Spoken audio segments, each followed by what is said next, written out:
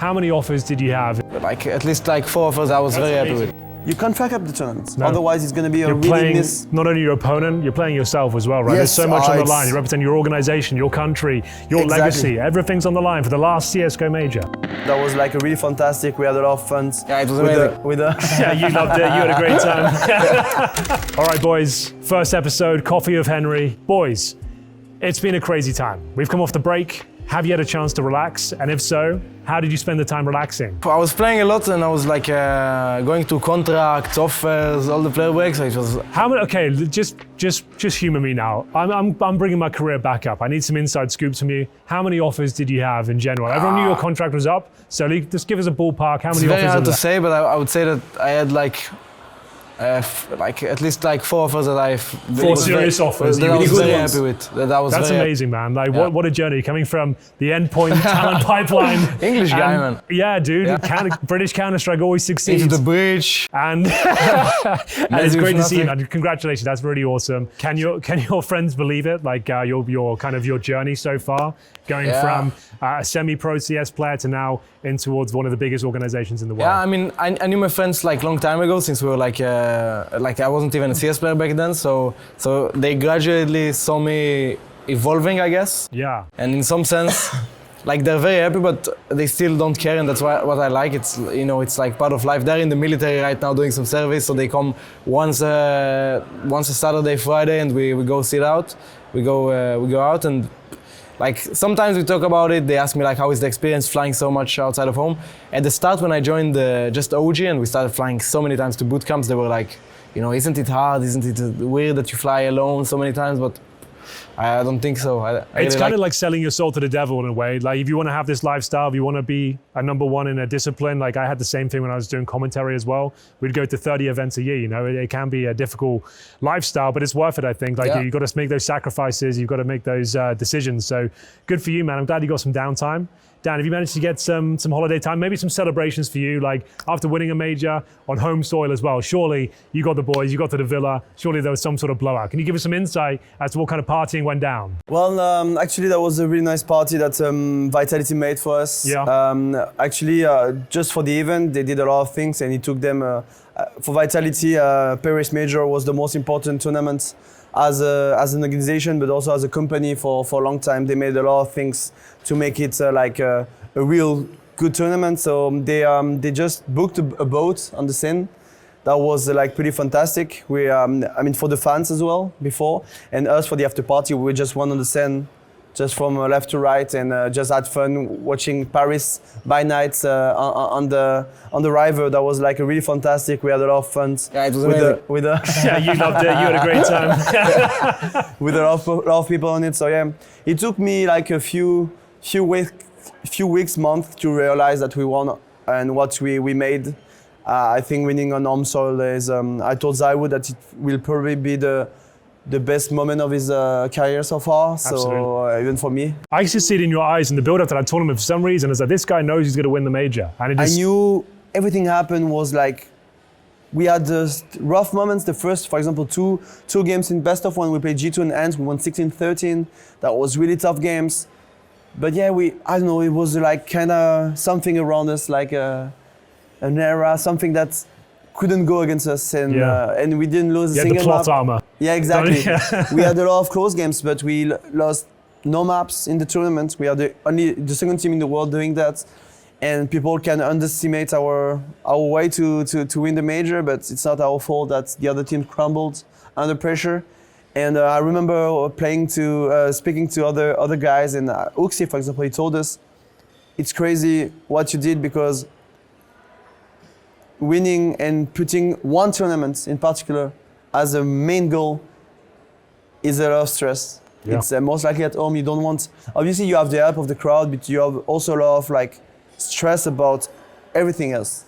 That's you can't fuck up the tournament. No. Otherwise, it's going to be a You're really playing miss. not only your opponent, you're playing yourself as well, right? Yes, There's so much on the it's- line. You represent your organization, your country, your Exactly. legacy. Everything's on the line for the last CSGO major. People have to know that if we fucked up at this tournament, probably I will have maybe no job after that. I mean, maybe I will have find a team, but there were a lot of things on the line at Absolutely, this bro. tournament, and there are a lot of pressure for the whole team. And he said, like Uxie, I remember telling me in Washington that it was crazy what we've done. And I'm really happy that that another player's perspective, that he could see that it was really like a tough moment for us, but that we made it and on the right way as well. We have to talk about the future. We have to look to the future. And like you said, things weren't always perfect in Vitality before the major win. There were problems, and you're trying to make sure that you have the perfect team going forward. Let's talk about flameZ first. When did he first come on your radar? When did you realize this guy would be a world-class talent? I kind of think it's probably back in Rio when he got that 2v4 against you on Mirage. Maybe that was the first time he came on your radar. I think this guy's the real deal. I'm not sure, but when did he first start to you admire his qualities as a player? We knew about Shah contract back then, that it was ending soon. So obviously having such a talent, he was 19 back then, now he's 20, so he's getting older as well. It's pretty old, bro. Come on now. Time fly, mate. I can see that. And we saw that he was obviously a unique player, really talented, and also role-wise, he was like one of the few players that you can find. It's really hard to find such a guy that doesn't care about statistics, that wants to play with for the team, and that is really good actually. So I know that we won 2 tournaments and we did 1 final, but I know Vitality wanted to you never know what could happen in the next 6 months, and maybe we'll fall down. And I think my boss, we were together a few days ago, and we had an interview together, and actually that's his decision, that's not mine. And he said that if Shah wasn't an opportunity, we would not have made change probably. Okay. Because that says a lot, obviously, man. That's a we big need statement. to be honest, Shah was free, and such a talent for free is something really, really unique. And also, like the player he's becoming, is also something that was probably the best replacement for Dupree. So for me, it was when they asked me, it was really hard to say something, because it took 1 year, and Shah know that we took 1.5 years for us to succeed, and we had a lot of like up and right in the team, Absolutely, yeah. up and down, and that was really tough. So we finally found like a way to work together. So that wasn't easy to change to make a decision, I think. And for me as well, when they asked me my opinion, I was like, yeah, I know Shah is a good opportunity, but we found a way, and I'm really honest with Shah. It's difficult to take that first step in a decision like that, right? You know it's for the best, but like it breaks your heart at the time with the friendship or Peter's brought to the team. But I guess you have to understand. We have a sentence that we're not here to make friends. We're not here to we're here to win. Yeah. So my first way is obviously Peter is a really nice guy, but we won together. So I was like a bit between, like, should we change, should we not change? And it was really hard decision, I think, even for me, just when they asked me about it, when they asked me what you think about it, I was like between. I was like, yeah, this guy is fantastic and he will be the best replacement, but didn't we find a way to win? You know, it's something really difficult. High praise indeed, flameZ. Replacing a player like Dupree, big shoes to fill. You seem like you're stone cold. It seems like you're not fazed by a lot of these things. What's the pressure feeling like coming into this? A lot of attention on you now. Does it change anything for you? I think Nerds mentioned it briefly, that it's probably there is a lot of pressure on me because I joined in the best team. Nerds, mate. Yeah, because I joined in the best team in the world, and you know, there might be a drop down, there was player break, there's many things that change. But I never thought about it like that. You know, I believe that I sort of deserve like an opportunity to have like a shot with a team that is a title contender. And I think with OG we didn't have like the ambitions to win anything. We just wanted to qualify, make playoffs. And now I'm in a spot that there is so many pieces to learn from. There is so many like things to get in the org, and like the organization provides so much support for you. Like if it's psychologist or whatever you need, you just tell them and they get it for you. And then there is this dude, which is kind of crazy guy, but he has very good intention. Crazy in the good way, though. Yeah, crazy in a good way, but he's very honest and his intentions are very clear. So I think it's very nice to work with a guy like that, especially, you know, like a legendary name like him. And then Magis, the best player in the world. And then my friend from hometown, like Spinks, you know. That's a big deal, right? How does that feel, like joining forces with Spinks right now? Yeah, it's amazing. Like, you know, it's a bit weird because we try to speak Hebrew a little bit, but it clashes with my brain and his brain. But I think it was clear to me that no matter what comes, Vitality would be the best fit. The amount of experience, the amount of skill, the coaching stuff. Like, there is so many things that I say to myself, like, you cannot ignore that for other stuff. So it was like Spinks, one of my like very good friend of mine. Every tournament when I was in OG still, like, you know, they were very nice still. Like, we were still talking once in a while. Yeah. In Rio, after we lost to Vitality, I came and sat with them and talked a bit. And I think that they have made like they have found themselves.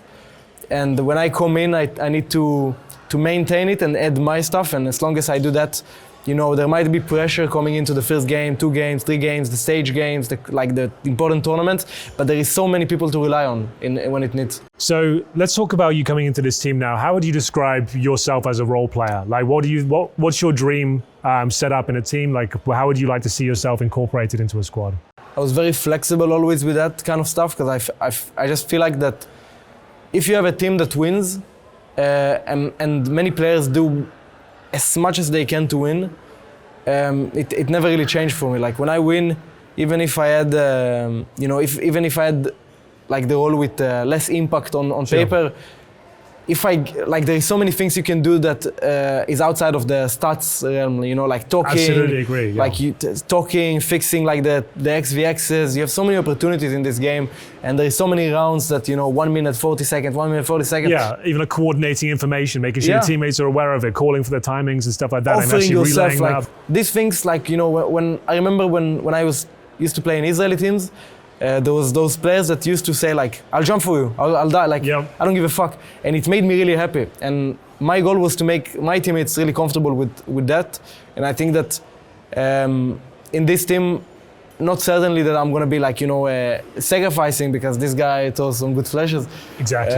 But I Throw wouldn't. down in first. Yeah. Yeah. But I think that if I kill the first guy, let's say on this side, there is too many pieces not to win the round in the 4v4. And I think that everybody is so skilled, and it's just no matter what my role is, like I will try to do my best. And I think that CS is so, you can learn so many things. I don't think certainly someone can say, I'm not an anchor, I'm not this guy. I I'm not this totally guy. agree. I think the game's so much further than that now. We don't Most have likely those when you're roles. young. I think for me, it wasn't easy I mean, we tried me to be an anchor. That was really tough for me because I played 16 years not being an anchor. Yeah. So when you play for that long and you're not being an anchor, that was pretty tough because I'm always like moving and that kind of stuff. But when you're young, I think you can play so many roles. And Especially with this sort of talent as well. And his understanding Yes. and discipline, it seems like he can take anything he needs. I think for me, what is important with Shah is that at the beginning, I don't want, in terms of positioning, I don't want him to have, most likely with, like, I don't want him to have too much, it's called? Responsibilities? Responsibilities. Yeah. I think it's important for him to feel good at the beginning because we already have players that can have responsibilities, like Magis, me. Exactly. We want. I want us to have more responsibility, and with time, I think he will get more and more and more. And I think in the term of positioning as well. For now, I think he has more anchor position. He will have more anchor position because I think we also had a way to work, and that worked pretty well for us. And with the time, I think it's gonna get more and more responsibilities in the team, and that's how what I much want. time have you had to kind of come into this tournament? Has it been a couple of Not weeks? much. No. Yeah, so No, right now it's just like few days. We're talking about few days of playing together. So this is a good opportunity though to kind of feel things out, see how things slot in, I whatever they think can do. for me, we had, in terms of pure talent, obviously, he is more talented than what Dupree is right now. I don't talk about Dupree in general. I just talk right now. So I think for us, we had like the recipe together to win with obviously a different player. Yeah. So we want to copy a bit with his intentions. Sure. So we want him to take also responsibility to say, I don't like this strat, I want to do that. And obviously we will try to work on that, like between what he wants and what we want. We can't tell him, Dupree used to do that, you do this. It's Yeah, not exactly. gonna work like That's that. not gonna be good it's for never anyone. working like that. No, so absolutely. I want him to feel comfortable. And I want him to say what he wants, what he doesn't want, and to help him to become the best player he is. And I think he also, what is good for him is that he has, as he said, a lot of experience in the team to help him to grow as a player. I think he has the skill that's needed, the intentions, the motivation. But I told him, one of the first things I told him if he listened to us as a player, it will become like a unique player that everyone wants in the team. And Wise words, bro. and I think it's important that because he has, most likely on the T side, you know, as a young player right now, a lot of young guys come up and want to have good statistics because of FaceZ, because they see HLTV, they see the ranking, Absolutely. and they want that.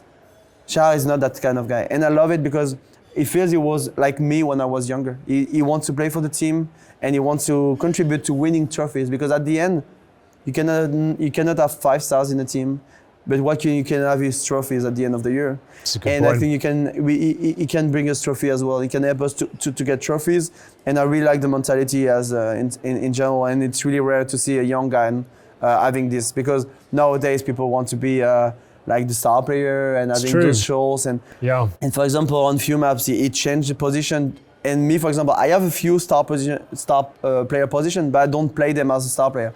Why I'm there is just because I'm communicating a lot and I'm helping my teammates as a rotation. Not because I'm playing for myself and I'm hiding and I bait 2 guys. And sometimes having the in-game leader at those positions as well, you'd have no input. Like, you're not relying on the communication. You get the intel first and you make the decision. That right? was the biggest problem we had when I was playing anchor position. Yep. No one was able to cope that much, and I'm really good at my strength, I think, is to have I'm really good at see what's going on the map. Right. The overview, I think I'm people can't see that, but I think I'm one of the best in the world having the overview on the map. I think that's a really valuable asset to have in any team. Like, being able to have someone who can make definitive and assertive decisions in those key decisions as well. That's a big deal. And sure, the stats might not be there, but your teammates know. Your teammates will understand. And fuck everyone else, bro. That's why that's the fun part, that the teammates wanted me back to those positions, because they knew, for example, Spinks, he played connector, and he said, I'm not that kind of player. I cannot be a connector. Yeah. I want to be short, having fun, and killing people, and not way less responsibilities. Absolutely, bro. Well, guys, I wish you the best of luck, especially you, Flames, man. Shine brighter than ever, man. I'm really rooting for you. Let's all shake hands. That was a great interview, guys. One of the best. Love you guys. We'll see you in the next one.